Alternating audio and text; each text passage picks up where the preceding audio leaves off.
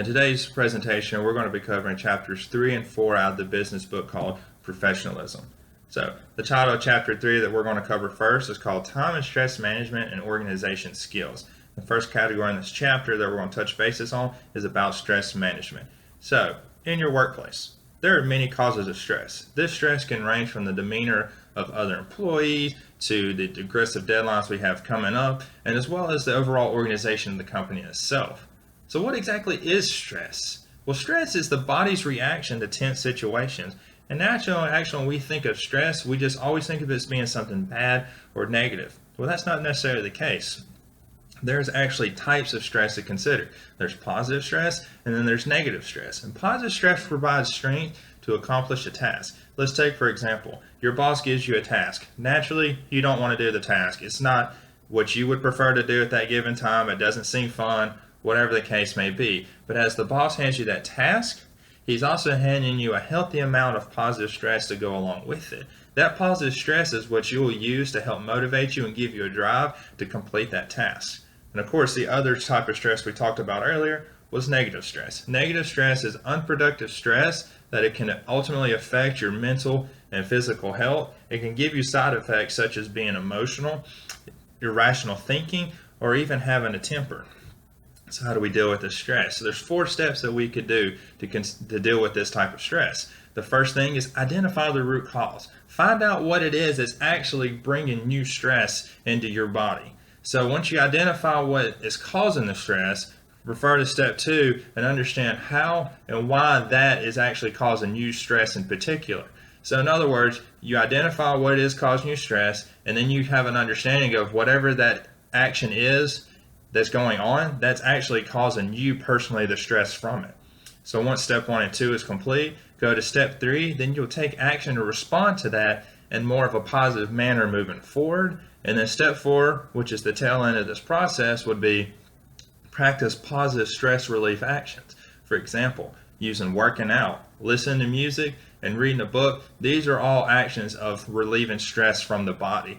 Everyone's different. Everyone handles stress in different ways. You need to find out which way works best for you. And when you feel like stress is coming in, practice step 4 to get the stress out. So take note. If there's a lack of stress management, especially in the work environment, you can actually find yourself falling in a category called job burnout. Job burnout is a form of extreme stress where you lack motivation and no longer have the desire to work. So people who did not handle stress properly and did not get it out of their system, they let that stress keep piling on, and especially at the workplace, and they get to a point where they no longer even care about doing their job themselves because they're so overwhelmed and consumed by all the stress that they have taken in. So the moral of the story is, if you find yourself in stressful spots, find ways to handle the stress in a better manner and get it out of your system before you ever come across that category of being in the job burnout spot. The next topic we want to talk about is time management. And we know if we manage our time poorly, that can also cause stress. So we have to make sure we plan, prioritize, and stay organized with our time. Something that we need to avoid is procrastination. We need to be self-aware of how we spend our time. Some people actually do not realize how much time they are wasting. So if you zoom out and take a look at all the things that you're doing, at that point you need to find out, am I actually utilizing my time effectively, or am I just procrastinating to get things done? Another thing to consider is you need to override your fear of failure. And then you also need to avoid trying to be a perfectionist. Now, I know being a perfectionist means that you're trying to do a good job, but being a perfectionist means you also get caught up in small, minute details, and then that can distract you from accomplishing the overall task at hand, which then would place you in the category back to being a procrastinist because you're neglecting the task because you're getting caught in all the small stuff that is inside the task itself. Another thing to avoid is overcommitting. Now, I know naturally everybody says they're busy at work, but there is actually a breaking point where you go from realistic heavy workload to an unrealistic position. If you find yourself where so many tasks are coming your way that one person cannot, even if they handle their time efficiently, cannot complete those tasks for the provided deadlines, then they need to not be shy and explain their case why and push back and say, hey, I cannot reach these goals and here are the reasons why. And don't be shy to consult with your boss and get with them review everything you got going on, and find a way to prioritize your task. Your boss may even then at that point give you additional resources to place you back in a realistic position, or your boss may even try to help take some tasks away from you or push the deadlines back. The final category in this chapter we're going to talk about is organizing and performance. So we know clutters are distracting. We come home to a messy house, then all we can think about is how clothes are all over the place, the floor needs to be swept, the sink is full of dishes. That's all on your mind, that's all you're consumed with. But then you take the time to clean your house, and at the end of that process, your house is clean, it feels soothing, relaxing, and it can allow you to focus on whatever it is you want to do moving forward. Well, that same concept applies to the workplace as well. If you invest your time in organizing your workspace now, that can actually give you more time to accomplish goals later. So some tips to consider is keeping your electronic and paper files organized, keep your work area clean, and place items where they are needed. For instance, if you are prone to have to answer a lot of phone calls, then it's wise to probably have a notepad and paper nearby so when you answer the phone call, you'll be ready to take that task on and whatever else comes with it. In addition, you need to make sure you utilize a calendar to keep everything laid out and mapped out for you, and you need to only check and answer your phone and emails at certain given intervals if possible. And what I mean by that is if you're working on a task and a phone rings or an email pops up, it's breaking your attention from working on that task to handle a different situation. And then when you come back from the phone call or email, you're having to recollect your thoughts and work on building momentum back and completing that task. So if you can find a good stopping point in your current work and then attend to the phone call or email, that is the wise decision to do so. Now keep in mind, if the phone call or email is urgent, prioritize, make the proper decision, and handle accordingly. That will conclude for chapter 3. So moving on to chapter 4, this is the etiquette and dress chapter. So think about employees. They are the direct representation of the company, whether they realize it or not. How they communicate, how they dress, and how they behave contribute to not only their personal image, but the image of the company itself. So it is very crucial for employees to display an executive presence while at work. So what exactly is an executive presence? Executive presence is having the attitude of employee having the attitude of executive by demonstrating workplace behavior. So in simplistic terms, one of the executive's main goals in running a business is setting the culture and setting the tone.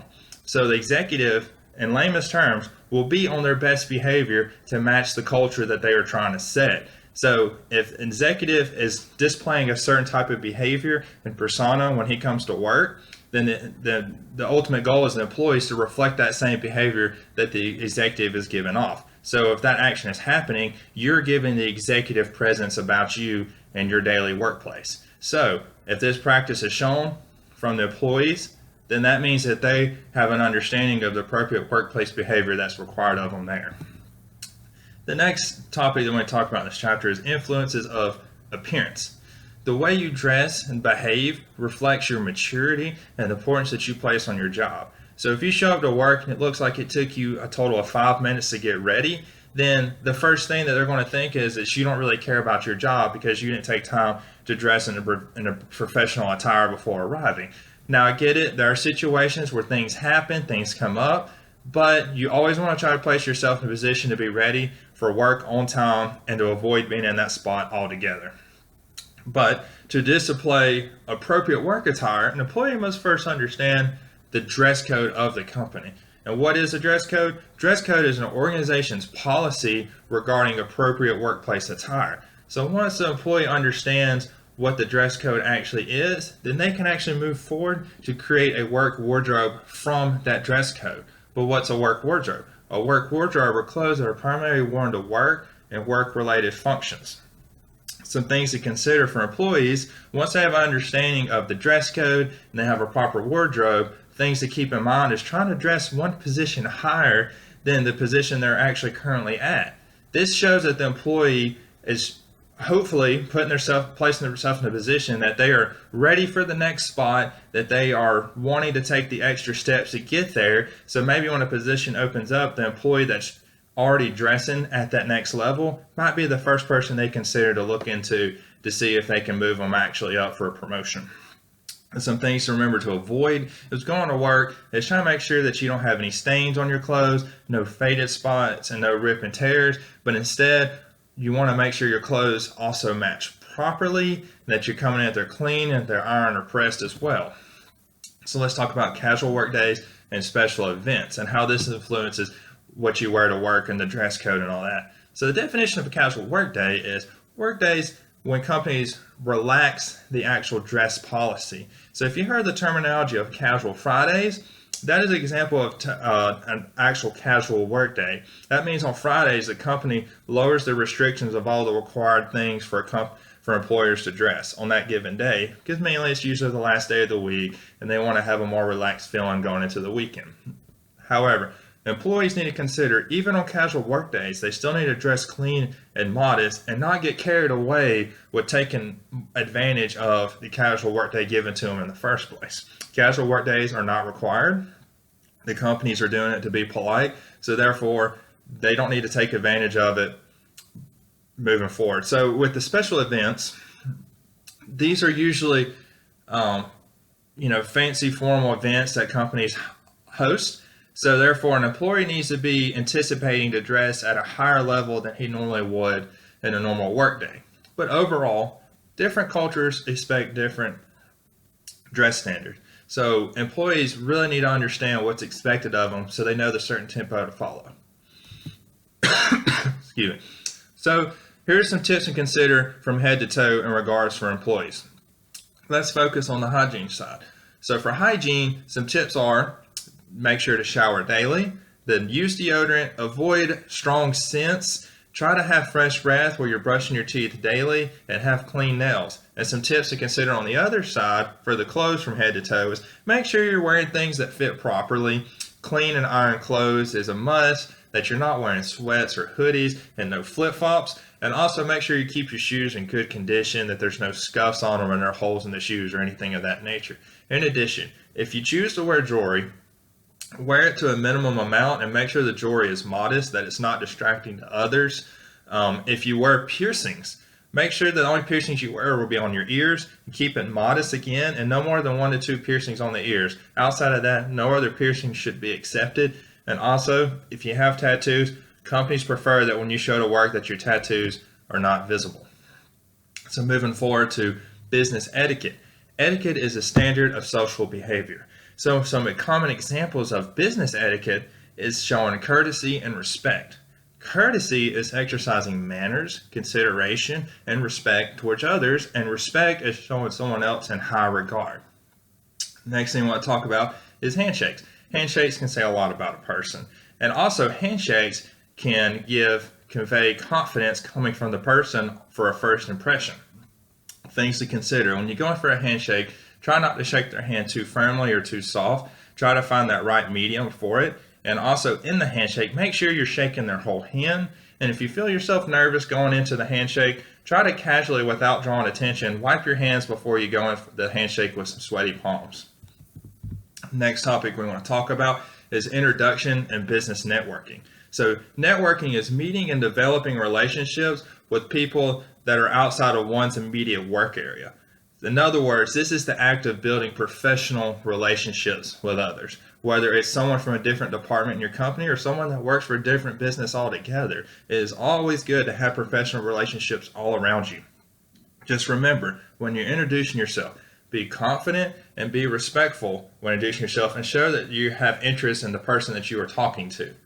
Next topic we want to talk about is appointments. There's several different types of appointments. There's face-to-face appointments, there's over the phone, and there's video chat appointments. If you have a video chat conference coming up, make sure to arrive at that meeting location 20 minutes early, that you have strong connection, you have everything set up with no IT issues. If you have a face-to-face meeting, make sure you show up 5 to 10 minutes early.